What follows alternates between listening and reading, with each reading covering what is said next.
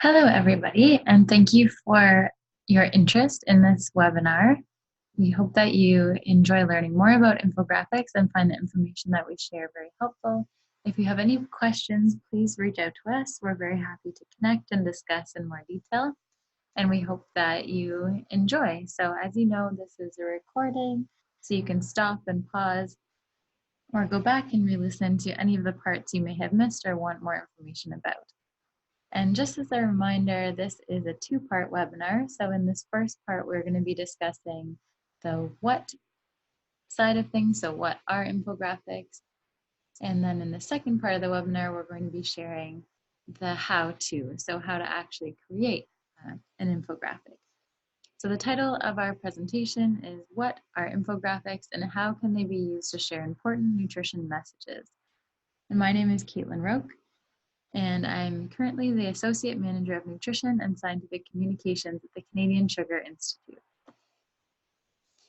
So we wanted to start by sharing a few learning objectives. So if you listen to this webinar recording the whole way through, we plan that by the end, and we hope that by the end of the webinar, you will have an enhanced knowledge about infographics.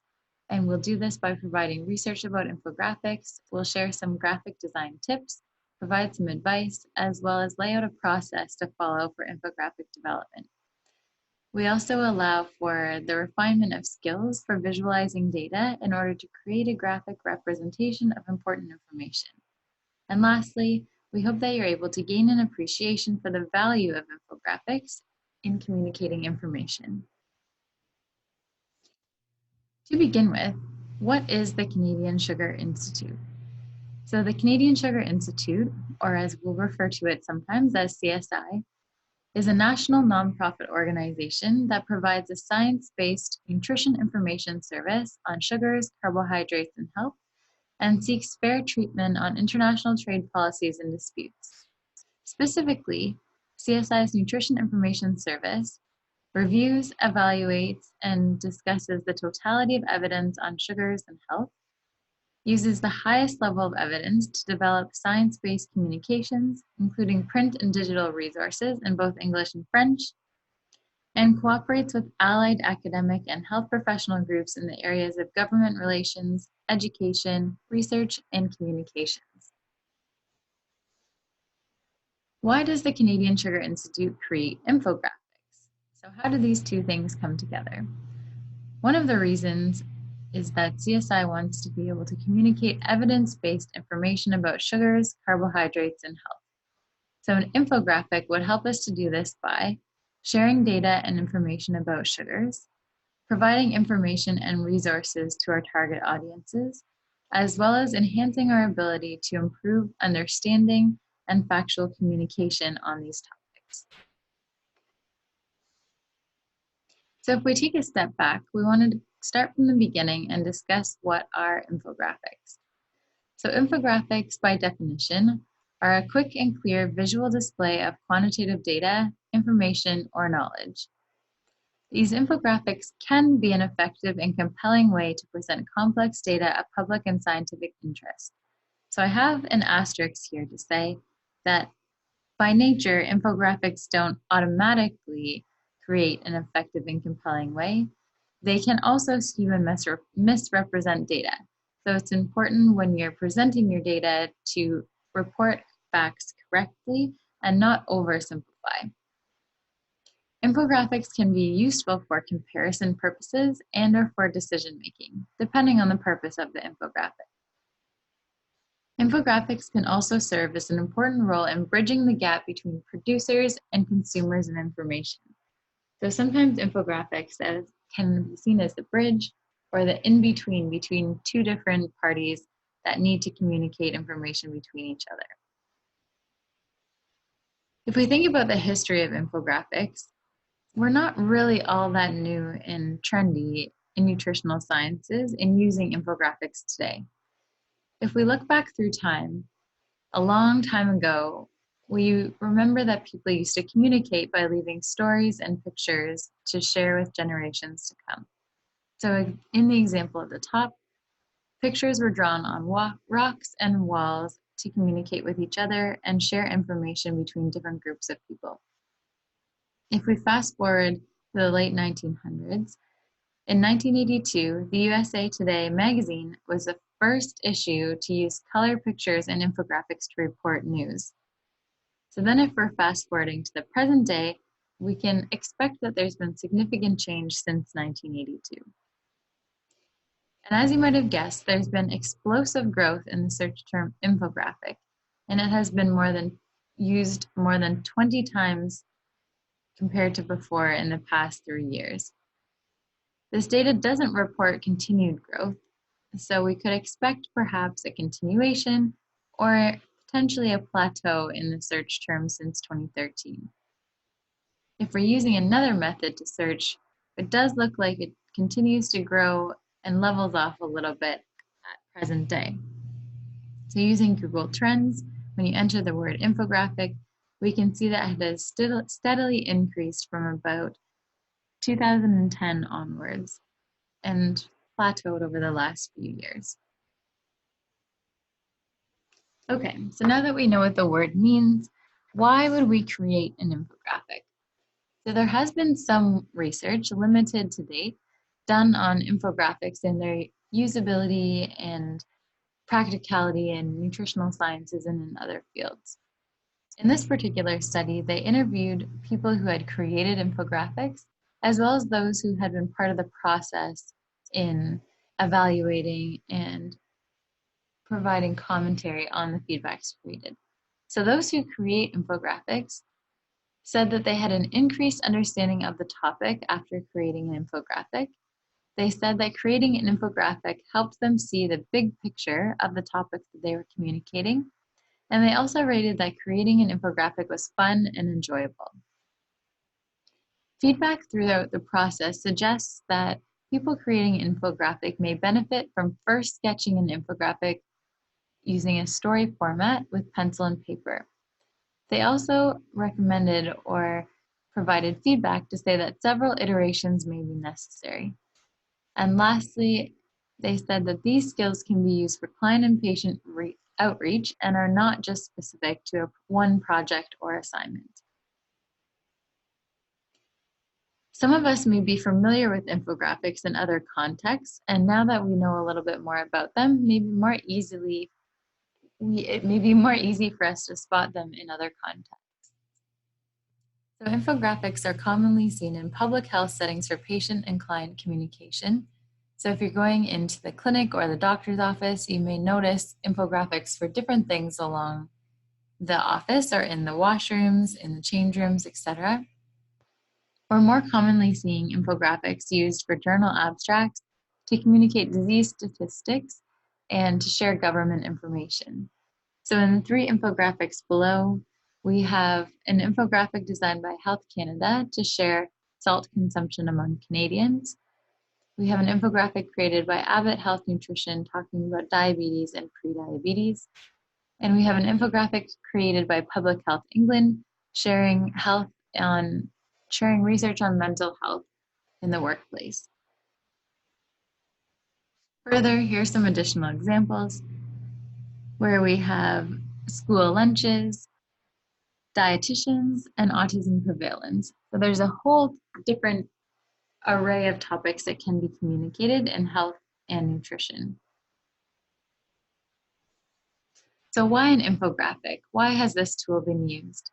So one reason is to turn an abstract list of numbers, as we might see at the top.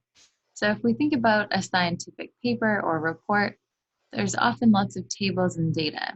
So for us to make this data more visual appealing, creating a graph is one way to do this. When another study was conducted asking people how they felt about interpreting data in different formats, almost all of the physicians and nurses interviewed felt that an infographic format might be helpful for patients and their caregivers. Okay, so when we think about designing an infographic or what catches our eye, as an infographic designer, you want to be designing for first impression. You don't have a lot of time to capture your audience's attention, so you want to make sure that your infographic is captivating right away so that you can get people to read the message that you're trying to communicate. Oftentimes, infographics structure the stories using the principles of graphic design, and you want to create an effective story to capture your reader's attention. In an experimental study, a visual intervention was conducted with over 1,000 participants to assess what was it about infographics that made them appealing. In the study, participants were randomly shown 30 out of 300 different infographics. They had 0.5 seconds in phase 1 to take a look at the infographic. They were switched to an unrelated task, and then they had 0.5 seconds to take a look at the infographic again. When they were looking at the infographics, they were asked to rate the infographics on a scale of 1 to 9, from strongly dislike to strongly like. And then the examples below were pulled from the study. So in the example on the left, this infographic had a score of 3.35, and the infographic on the right had a score of 6.69. So you can see the participants rated the infographic on the right as having a higher degree of liking compared to the one on the left. So what did the results tell us? The results found that participants formed a reliable first impression of the appeal of an infographic based on only a short exposure effect. So remember, these participants were only given 0.5 seconds to make a judgment of the infographic. The first impression of these infographics was largely based on colorfulness and visual complexity. So these two components, colorfulness and visual complexity, explained 34% of the variance in people's judgments of the appeal. So over 1/3 of their liking of these infographics was due to colorfulness and visual complexity. And lastly, as you might imagine, age, gender, and education level were all shown to influence the preferred level of colorfulness and complexity. So this points to the fact that knowing who your target audience is essential to creating a good infographic. On this page here, we share a few examples of infographics that CSI has created in the past. And the reason for sharing this slide is to show some of the work that we've decided is essential to communicate in infographic format. And one of the key features is to determine the ultimate purpose of creating that infographic. So in the first infographic titled Sugar 101, Frequently Asked Questions, we decided to communicate information that people were commonly asking about sugars, carbohydrates, and health in order to clarify misconceptions about sugars. In the second infographic, the title is Sugar from Field to Table. The purpose of this infographic is to share how sugar comes from a plant, is put through a purification process, and ends up being the sugar that we know of more commonly and incorporated into the foods that we eat on a daily basis. On the second slide, there are other additional infographics that CSI has also created. On the left-hand side, the title of the infographic is Sugar Beyond Sweetness, 5 Important Functional Roles of Sugar. And the purpose of this infographic was to share the vast number of roles that sugars play in the foods that we eat beyond sweetness. And the infographic on the right-hand side provides information about sugar's labeling. And the purpose was to compare and contrast old and new sugar's labeling and what this information means for consumers, as well as dietitians and those in the health and wellness field. So when thinking about designing an infographic, some of us find it helpful to follow a process so that you make sure you're hitting the key steps to create an effective infographic. So as a scientist, these steps are similar to a protocol and make it easier for me to approach these topics. And one thing that you can do if you're creating an infographic is use this to go back to ensure that you've answered these key questions. And a point of note is that the arrow on the right-hand side goes both ways. And that means that you might go from step 1 to 7, or you might go from step 1 to 3, and then go back up to 1, revise your purpose, and continue back down the line until 4. Maybe you'll go back up to 2, etc. So it's an iterative process and doesn't always flow smoothly from step 1 to step 7. So for step number 1, identifying the purpose, it's important that you're able to answer the question, why do you want to create an infographic? You can also ask yourself, what information do you want to communicate?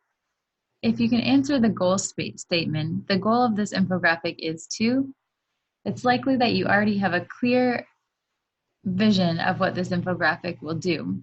This can be something that can be discussed with colleagues or teammates to ensure that everyone's on the same page with the goal of this project. The second step is to identify your target audience. Knowing your target audience will help you create design features that will be specifically intended for this group. So the question is, who do you want to communicate with? Are you communicating to clients? Are you communicating to children, teachers, parents, public, etc.? Step number 3 is brainstorming. Using a pencil and paper, this allows you to work on the flow of your infographic. Taking time to visualize what can be represented with icons or images. What comes to mind when you think of your infographic? If you were to translate the data from text into from text into pictures, what kind of pictures would help tell your story? And lastly, when we think about storytelling, what would be an effective visual hook? How will you draw people into your work? Step number 4 is identifying key messages. So sometimes as scientists, we think every message is important. However, it's important to choose a few key messages that your reader can go away knowing confidently after they've finished reading your work. So one question is, what is the main point the infographic needs to convey? The second being, how can you simplify without losing meaning? This is a really important step. Sometimes simplifying doesn't always convey the same meaning that you've intended. So ensure that the keywords are present and you're not losing the key message in your simplification process. Step number 5 focuses on content. So this is the time to add the text and data that are relevant to telling your story. And as we've noted above, the key point here is how can I reduce density and tell my story in a less text-heavy way? Another point here is to do no harm. So you want to make sure that you're communicating in a way that's effective as well as clear and not marginalizing to any particular groups or topics. In step number 6, you can think about the style. This allows you to select a color scheme which may be relevant to your organization or topic, a typography that connects everything together, as well as an image style, which may be reliant on your particular company, purpose, or a pre-designed stylized guide that you have in mind. And step number 7 is feedback, an essential step to making an infographic move from good to great. This can be feedback from colleagues, from peers, from people in your target audience, to ensure that you're really communicating clearly what you've intended to. Again, seeking out feedback is key and does take time, and it may mean that it allows you to translate back up to step number 3, adjust some of the messages, and then come back down the process again. So we'll spend the next part of the presentation going through each of these steps in more detail. So number 1, purpose. As we've talked about, answering the question, why do you want to create an infographic, is essential to having a solid understanding of your topic before pursuing. You can identify these at times between 2 separate ideas. So one being education. Is there a topic that you want to communicate to an audience to help enhance their knowledge? Or are you creating an infographic as a call to action or advocacy? Will this help to influence decision making? Answering these questions or identifying which bucket your infographic falls into will help clearly identify the reason for creating it. As mentioned before, being able to complete this goal statement is key. That means you're able to clearly articulate in meetings, to peers, to friends, why you're doing what you're doing. Another thing that you can consider when you're creating your infographic is, what do you want people to think, feel, or do as a result of viewing your infographic? Do you want them to gain new knowledge? Do you want them to take a particular action? Think about what you want your target audience to feel after they've read your work. This will also allow you to refine the key messages in order to achieve the ultimate purpose. In this example here, we have our infographic about sugars from farm to fork. What we'll do in the next few examples is highlight key infographic elements that you can consider in creating your own infographic. One key component is to start with a statement or heading to introduce the topic, just like you would see at the start of a story. Second, you want to choose pictures that are relevant to the message that you're communicating. In our case, we wanted to make sure that people knew what sugar cane or sugar beet actually looked like. So for us, choosing a picture of the real products was very important. A note here at the bottom is that some software that you use to create infographics may have graphics already built into the software. Another option is choosing Google Images and ensuring that these are cited and sourced appropriately, depending on where you're going to be using your infographic. In this second example, we have a picture of the human body to show how sugar is used in the body. What we've done is created a relevance to our target audience. Most people have seen a picture, at least a stick person, of the human body, so this is something you can connect with quickly. And then it allows you a common image to build on with your specific information. So we've created relevance, and then we use familiar and easily recognizable icons. Therefore, it allows us to talk about sucrose and glucose and fructose in the body on an image that's already familiar to most of our target audience. As we've been talking about target audience, as we've said before, it's important to decide who you will be communicating with. What you want to do is aim to show your audience how the story is relevant to them. You can also think about who will help you achieve your goals.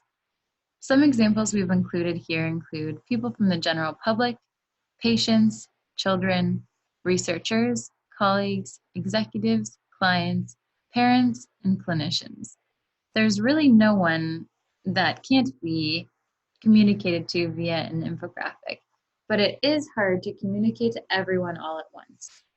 For example, if you want to share a particular topic, communicating to your colleagues might be different to communicating to researchers, or maybe different than communicating to the patients that you're working with. So think about how the messages can be tailored depending on who you're speaking with. In these examples here, there's some really interesting infographic elements used. So on the left-hand side, designers can choose different ways to show statistics and information. So in the case of the top, it reads, 3 out of 5 Canadians eat too much sodium. So in order to make this graphic clear, the 3 and the 5 are bolded and highlighted, as you can see, as well as the number of people reflect the statistic.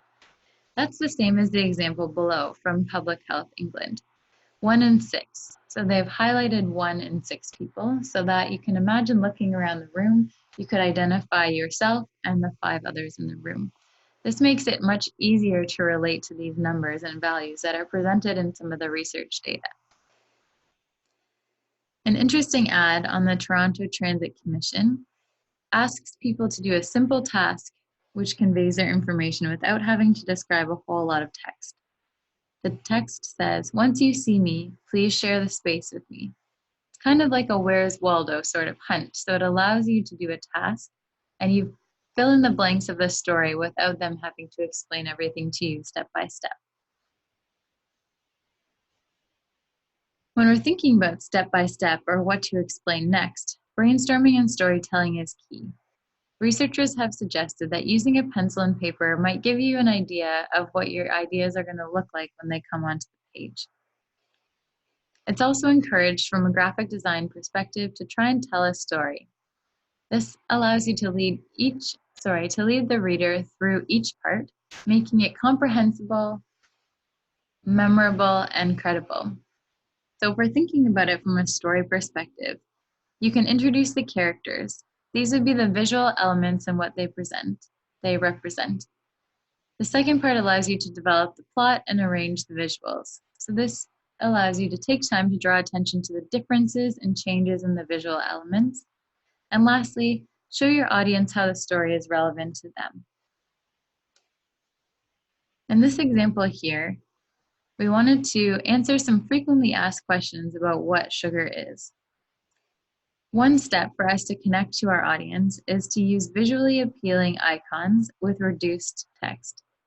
So instead of being able or having to label the grapes as grapes and the carrots as carrots, we chose a fruit and a vegetable that are easily recognizable by a wide number of people. So instead of labeling those, we're able to show them as a category of what they represent, with these fruits and vegetables having sucrose, glucose, and/or fructose in the products. Okay, so you can imagine you have a lot of information that you want to communicate. But the key, as you've seen in some of these examples, is that it's a fairly good mix between graphics and text. So we need to distill and tailor our key messages. Something that we face as scientists, researchers, dietitians, etc., is that sometimes we're faced with the curse of knowledge. So just a note here, do not take your understanding for granted. You probably know more about the topic you're about to communicate than your target audience does. So consider how that comes across when you're communicating. A few examples here helped me really drive home this concept. So in psychology studies, they've done experiments in the first example on the left, where they have someone who's tapping a beat of a song, for example, Twinkle, Twinkle, Little Star, and someone who's listening to the song. So as the person is tapping away, the listener is trying to figure out what song they're tapping. The tappers report being quite frustrated because despite their best efforts, the listener isn't often able to figure it out. And that's because the tapper already has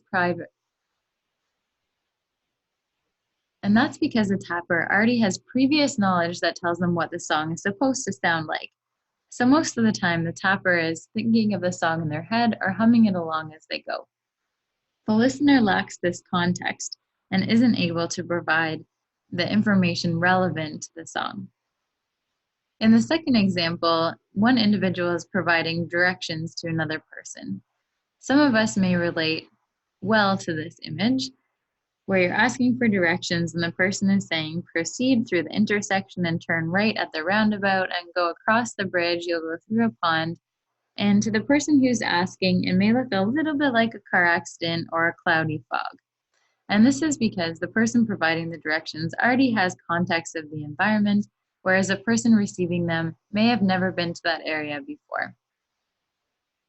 In example number 3, after I saw this picture, I agree that I couldn't unsee it, so it felt relevant to now share this with the rest of you.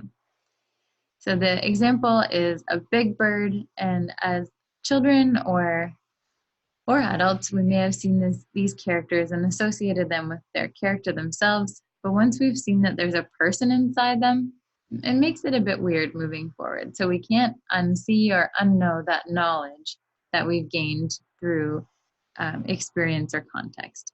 So these are just some examples to keep in mind that you are probably more likely an expert of the content that you'll be sharing, so you may have to think about how to communicate effectively to the audience that you have in mind.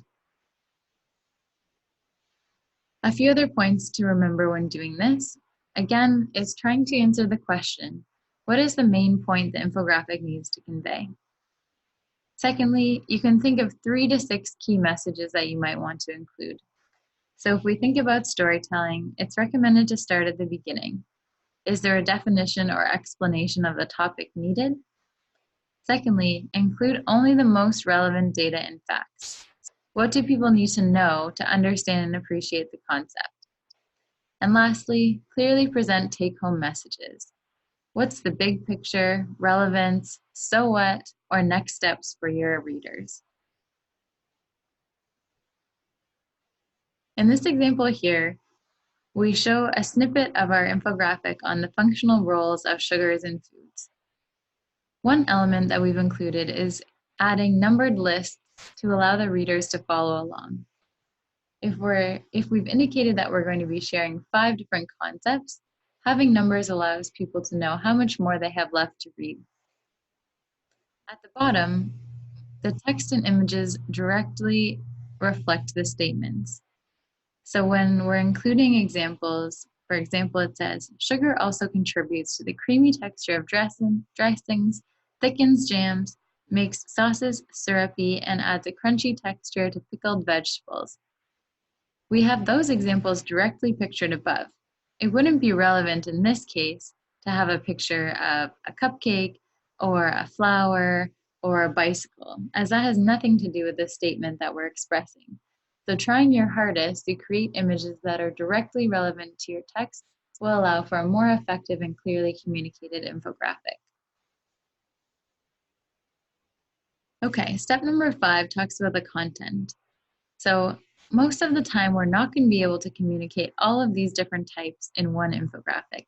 This is just an idea of the vast array of different types of information that can be included. No topic is impossible for infographic creation. So think about what type of information it's important for you or your organization. In this example here, we wanted to do a compare-contrast specifically related to a process. So this hits on two different important points that are part of infographic design. What we've done is on the left and the right, we've compared cane sugar refining to sugar beet processing. And we have a central element being the end product of sugar. So this infographic allows us to highlight a process and allows us to compare and contrast the differences in this process. Secondly, we've included graphics that are intentionally representing the text. So we've included a filter to talk about cleaning and removing impurities. And we've included things like a sieve for filtering and measuring impurities. Drying, we've included a fan. So this helps our reader to connect with the text without having to read everything line by line and filling in the blanks.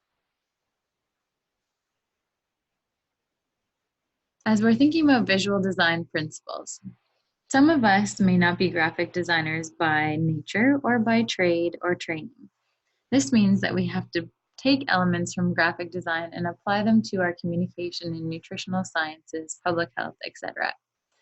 One quote that I found particularly encouraging and relevant in the field of infographics was this: "If you're navigating a dense information jungle, coming across a beautiful graphic or lovely data visualization is a relief. It's like coming across a clearing in the jungle."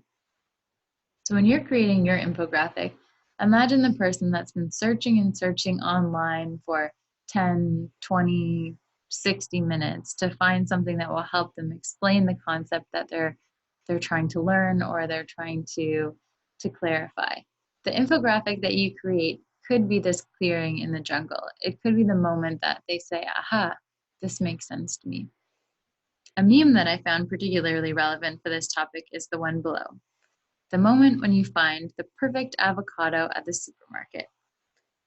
We all know what it's like when we're just looking for one avocado and they aren't quite ripe enough. So that's another thing that you can consider. It's when you're finding the clarity, the perfection, the summary of information. That's what an infographic can do for a particular topic area. Another way to think about visual design is using this acronym CRAP. Good design is CRAP. This means thinking about 4 specific elements as well as others. First being contrast and emphasis. Sans serif fonts like Verdana and Arial allow for easier reading for your target audiences. Choosing clean and plain backgrounds will help people focus on the key pictures and text and not get distracted by other elements. Repetition is also important. Lines, colors, icons, and keywords can be created intentionally to allow for a cohesive design. Third, alignment and hierarchy. Having key points being larger, as well as likely located at the start of your infographic, can help communicate their importance to the overall concept. And point number 4, proximity. Your brain is able to process data from pictures all at once, but processes text in a linear manner. So if you're thinking about the pictures you're including, assume that people are going to be taking those in all right away. So having a clear connection between the pictures is really important. And then allowing people time to read the text as they go through your work. A few additional examples of infographics. This is by Abbott Health Nutrition communicating information about diabetes and prediabetes. In the first example of a serving size, they do a great job talking about serving sizes using easily recognizable icons, which is common in this type of communication about foods and how much foods to eat. Another thing done well in this infographic is the different colors used to visually represent different stages. This allows a hierarchy created with color, as well as with different levels in the text. And on the right-hand side, you see a compare contrast. So we look at the difference between a non-diabetic function and a diabetic function. The images have the same key items, and only certain elements are different to describe the difference between these two different states. In this example here, it's a geographic coverage of a health map system. So we're overlaying a familiar graphic of the picture of the world. Then we're adding data with dots of different sizes that allow us to communicate data without actually putting the numbers on the graph. So we're looking at the number of alerts, with the smaller circles being less alerts and the bigger circles being more alerts. In this example here, it's kind of what I would consider the next generation of infographics. However, they're already here, so things are changing faster than we can keep up with them in some cases. So in this case, right now, we have a static image, and this is not a nutrition or public health example, but it's an interesting one which we may find relevant for our own learning. So the title is How the Use of Home Siding Has Changed Over the Last 40 Years. There's a sliding bar chart along the top in years. The graph has different types of siding that are visually represented clearly by identifying colors and shapes, with a legend directly underneath.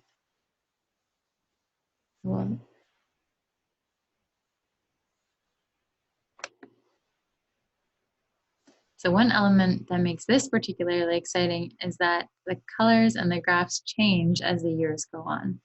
So as we can see, as the timeline approaches 1992, an additional type of siding is now implemented, and the graph and size changes below. This is a really neat example about how we can see infographics starting to reflect changes in information over time and make it even more interactive for our target audiences.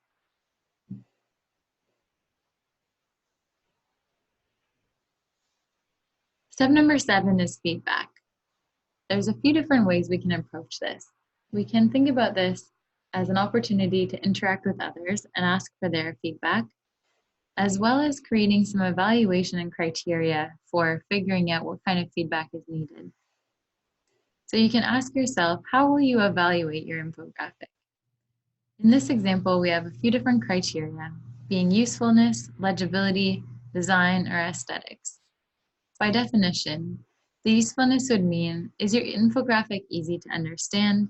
Is the purpose clear? Are the sources reliable and cited? Is it informative? Will the viewer or reader come away having learned something? Legibility. Is it easy to read? Are the graphs and diagrams labeled appropriately? What about the font choice, the size and color? Is it legible and not preventing anyone from reading any of the elements? When we think about the design, the graphic should reflect the purpose and the audience, be of good quality and not distracting. The space should be used effectively with no excess color, using the appropriate amount of color and contrast. Step number 5, aesthetics. Overall, it should be easy to follow and facilitates understanding using a hierarchy of organization and data. And as mentioned before, asking experts or stakeholders for their feedback is a great way to figure out if your topic is being communicated effectively. Reach out to those around you or select a group that you're intending to communicate with and ask for their thoughts. So at this point, we've provided a lot of information about what infographics are, what research has been done in the field of infographics, and details about the graphic design process and steps that you can take to create an infographic. So one reason why creating an infographic could be great, exciting, etc., is it allows you to develop new knowledge translation skills for your life, job, resume, or CV. It allows you to creatively and consciously communicate science, to share important information and passion for science, and to engage in conversation with multiple audiences. And just as a note here, creating infographics is time intensive. If you're able to figure out a way to do it faster, please let us know. But it's just a note that these projects can be extremely exciting, but they're probably going to take a few weeks or more to go from start to finish. A few acknowledgements for this work.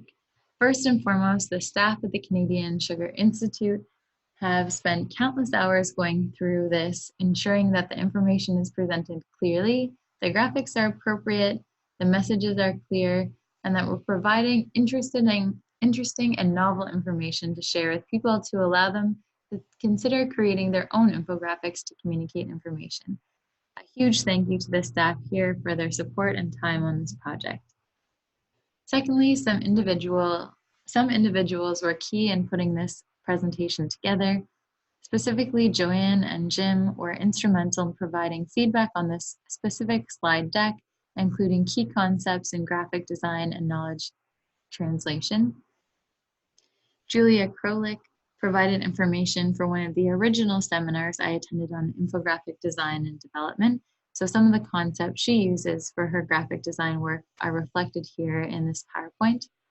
And lastly, to Shannon Grant, who provided mentorship to me during my own personal learning and development about infographics and nutritional sciences. I've shared the references that we've used throughout to support some of the research done on infographics, graphic design principles, etc. Some additional resources in order to help people choose colors, font combinations, as well. There's a particular, if you're looking for more information about infographics, there's an infographic course that's quite comprehensive, easy to understand, geared for individuals in public health and wellness in general. It provides a 9-step guide. There's intro emails with additional resources, worksheets. You're able to create bite-sized infographics, so communicating a single concept at a time, etc. So if you want more information about this comprehensive course, check out infographics101.com. Lastly, if you're looking for ideas, feedback, if you have questions, need help brainstorming or consulting about infographics, please connect with myself, Kaitlin Roke, or any of the other professionals at the Canadian Sugar Institute. You can find me at the addresses below, and you can find more information about the Canadian Sugar Institute at www.sugar.ca. Thank you for listening. We hope that you enjoyed this.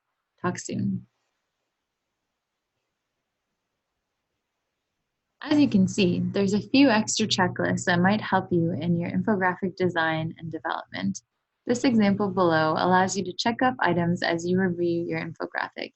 This can be used as a self-assessment, and it can be also used as a criteria evaluation rubric given to others so that you get specific and actionable feedback. Here's another example below, and you can choose which one is going to work for your particular project or infographic, depending on who you need feedback from or what kind of support you're looking for to improve your work. Again, this flowchart, process, protocol, however you like to see it, can be essential to creating your infographic. These steps are all important, and without one of them, the message becomes muddy and cloudy. So take your time going through this, and remember that this process is iterative. You may go through it several times, you may go through half and start from the beginning again, but the more time and consideration you spend on this, the more effective and clear your infographic will be. And with that, I want to thank you very much for your kind attention. If you're interested in how to create an infographic, part 2 includes a how-to video and how-to guide. In the second part of the video, you can create with us by watching the step-by-step process in Pictochart. Make your ideas and data come to life. Use the print guide to refer to as you proceed to create your infographics. Just a note that part 2 includes a demonstration with Pictochart. There are several options for infographic software. Pictochart is simply one example. To take a look at what PictoChart has to offer, check out the video at this link below.